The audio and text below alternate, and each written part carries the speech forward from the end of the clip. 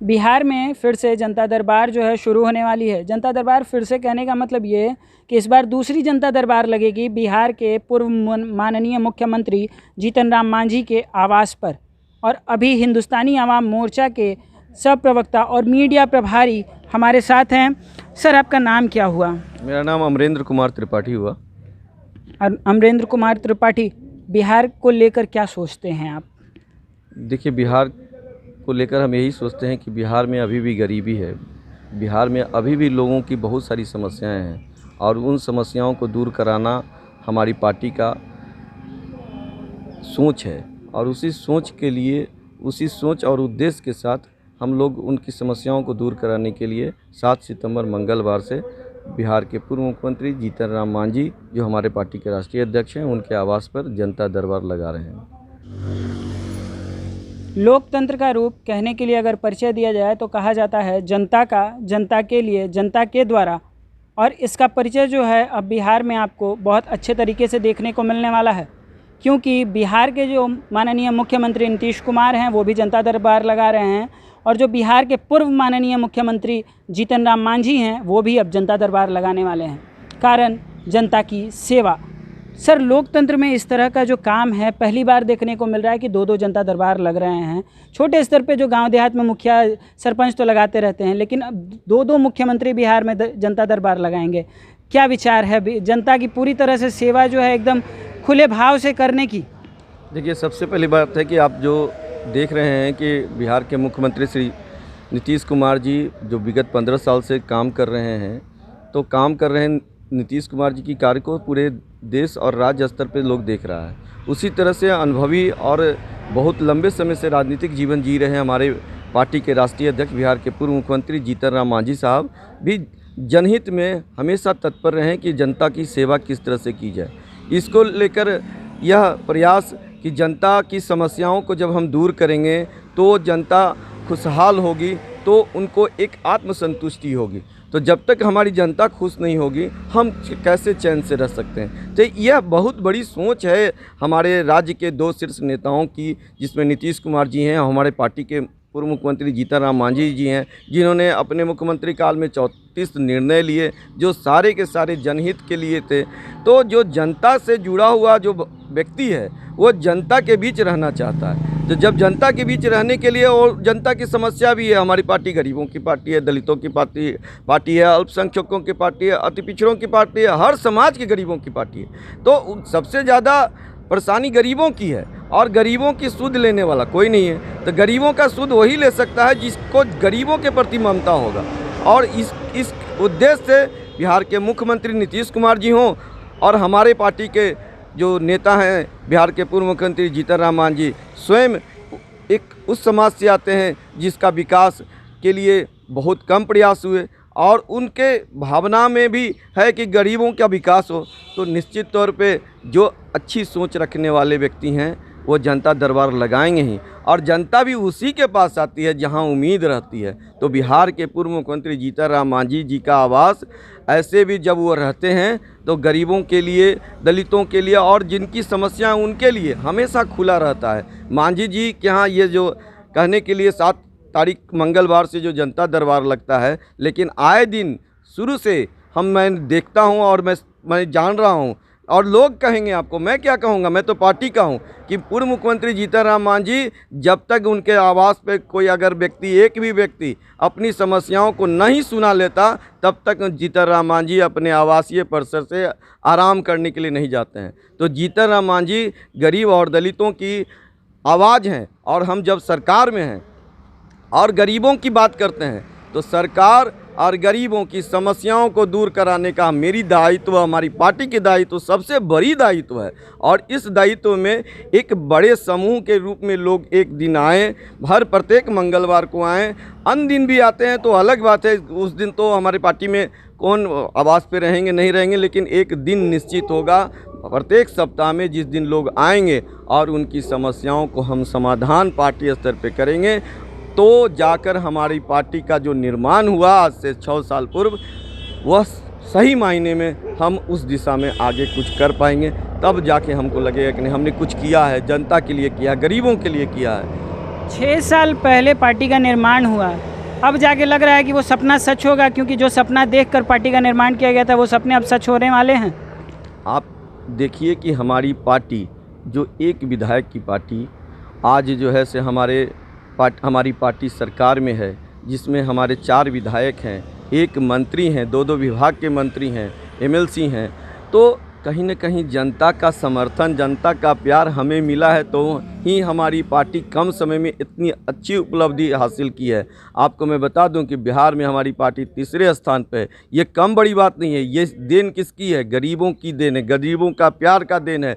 मांझी जी ने जिस तरह से गरीबों की समस्याओं का निदान के लिए जो प्रयास किया, उसका प्यार है। और मैं बता दूं, आने वाले समय में जिस तरह से हमारी पार्टी और पार्टी के विचारधारा से लोग जुड़ रहे हैं, बिहार में हमारी पार्टी का जो पहचान बढ़ा है, जो पार्टी का जो सोच है, वो लोगों के बीच दिखाई दे रहा है।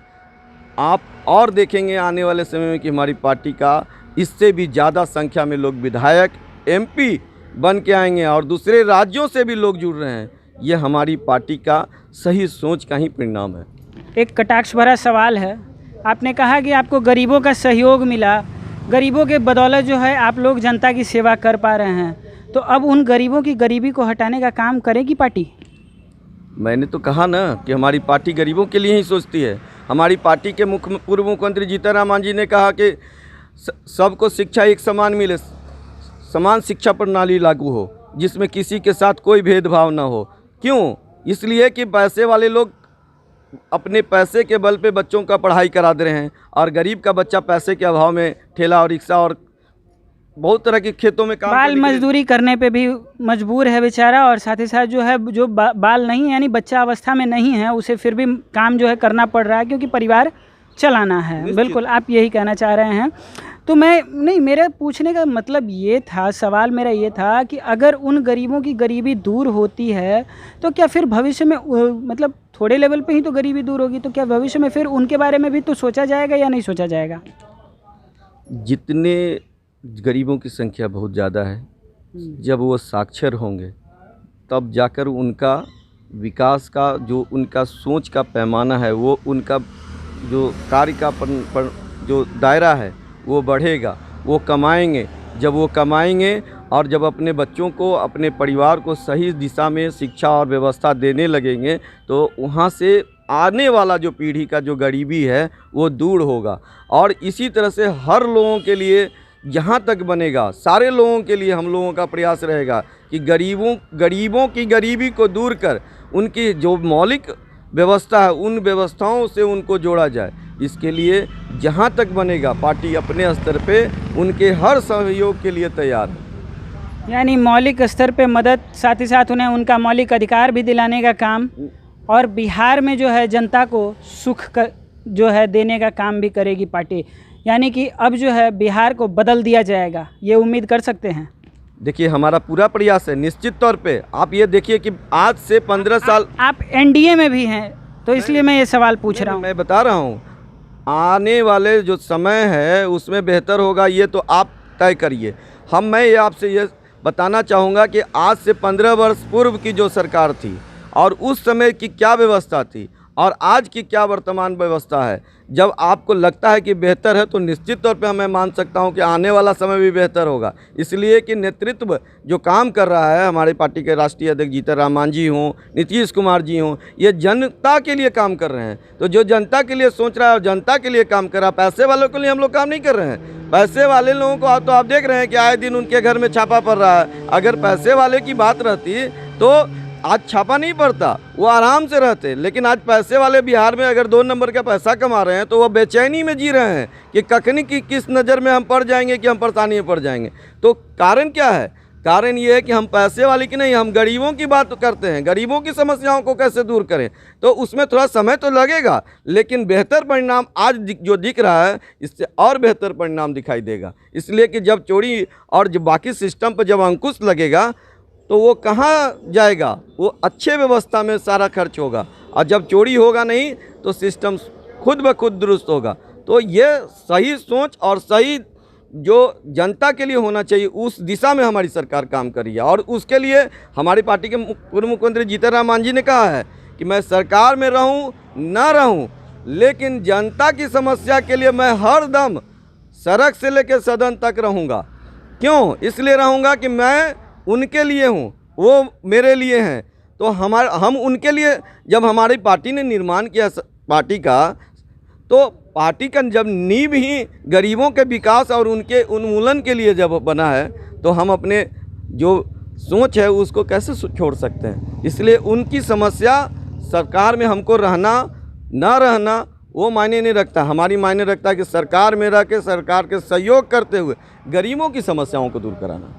इसीलिए जनता दरबार का जो है सो आयोजन किया गया। यानी इस बार जो है जनता को बहुत ज़्यादा सहूलियत मिलेगी। जनता से आप क्या अनुरोध करना चाहेंगे इस जनता दरबार से जुड़े हुए कुछ मुद्दों पे? जनता से आप क्या मैसेज देना चाहेंगे कि आपके लिए हमारा जनता दरबार तो वैसे भी आपने खोल ही दिया है, आप हमेशा खड़े हैं जनता की सेवा के लिए, तो जनता से आप क्या अनुरोध करेंगे कि वो कब आएँ, कैसे आएँ, क्या करें वो? देखिए, 7 सितंबर से मंगलवार से प्रत्येक मंगलवार को जनता दरबार पूर्व मुख्यमंत्री जीतन राम मांझी के पटना आवास पे जनता दरबार लगाई जाएगी, जिसमें पार्टी के मंत्री, विधायक और पार्टी के शीर्ष नेता इस जनता दरबार में रहेंगे। यह 11 बजे से 2 बजे के बीच में रखा गया है। और मैं आग्रह करूंगा कि पूरे बिहार के हर कोने से, जहां तक मेरी आपके माध्यम से आवाज़ जा रही है, जिनकी भी जो समस्याएं हैं वो अपनी समस्याओं को लेकर आएँ और हमें मौका दें उनकी समस्याओं का निदान करने के लिए, कि हमें भी लगे कि हमारी पार्टी का जो निर्माण हुआ उस उद्देश्य में हमको जनता के सेवा करने का जनता ने हमें मौका दिया है। तो हम उनके से हाथ जोड़कर निवेदन करेंगे कि जनता दरबार में आएँ और हम लोग उनकी हर संभव मदद के लिए तैयार हैं। उस समय अगर त्वरित कार्रवाई होगी त्वरित कार्रवाई होगी, और अगर कुछ समय के बाद भी, लेकिन उन सारे चीज़ों का रिकॉर्ड रखा जाएगा और उनकी समस्याओं का निदान के लिए एक अलग तरह की व्यवस्था भी की जा रही है। और उनकी समस्याओं को निदान जब तक ले नहीं करा लेते हैं तब तक ले हम लोग उनके शिकायत के लिए हमेशा प्रयासरत रहेंगे कि हम उनकी सरकार में जो भी समस्याएं हैं, जो व्यवस्थाएं उनकी ज़रूरत है, उनको हम लोग पूरा करवाएं। अच्छा, एक सवाल और, वो भी थोड़ा कटाक्ष भरा सवाल ये है कि जो बिहार के माननीय मुख्यमंत्री नीतीश कुमार हैं, उनके जनता दरबार में कभी किसी की पॉकेट मार ली जाती है, कभी किसी का चप्पल चोरी हो जाता है। क्या ऐसी घटनाएं जो हैं बिहार के पूर्व मुख्यमंत्री जो माननीय जीतन राम मांझी हैं, उनके जनता दरबार में ऐसी घटनाएं देखने को मिलेंगी या नहीं? देखिए, पॉकेट मारी और चोरी की बात को मैं तो नहीं समझ रहा हूँ कि ये कहाँ से बात आई है। जहाँ तक मेरी पार्टी की बात है, मेरी पार्टी गरीबों की पार्टी है, दलितों की पार्टी है। ये तो अपने आप में उसके पास व्यवस्था की मूलभूत व्यवस्था ही की कमी है, तो उसके पास है ही कुछ नहीं कि वो चोरी होगा उसका। और जो भी हमें उम्मीद है कि जो भी आएंगे उसी तरह के लोग आएंगे। यहाँ चोरी की कोई सवाल नहीं उठता है और इस तरह की कोई घटना हमको नहीं लगता है कि कोई करेगा, इसलिए कि अब बिहार जो है ना बदल चुका है और उनके जो व्यवस्था है उस व्यवस्था के लिए सरकार सजग है। और चोरी चमारी का जो भी है, ऐसा हमको नहीं लगता है कि इस जनता दरबार में होने वाला है। देखिए, हर किसी को उम्मीद है कि बिहार बदल चुका है, और सच बात है बिहार बदल चुका है, क्योंकि बिहार में 2-2 जनता दरबार जनता की सेवा के लिए लगना बहुत बड़ी बात है। और ये नई शुरुआत जो है इस पार्टी के द्वारा हुई है, जिसका नाम हिंदुस्तान आवाम मोर्चा है। मैं जनता से अनुरोध करूंगा कि आप अपनी समस्याएं लेकर यहाँ पर आएँ और अपनी समस्याओं को बताएं, क्योंकि यहाँ पर आपकी समस्याओं को लोग सुनने के लिए बैठे हुए हैं और आपका इंतज़ार कर रहे हैं।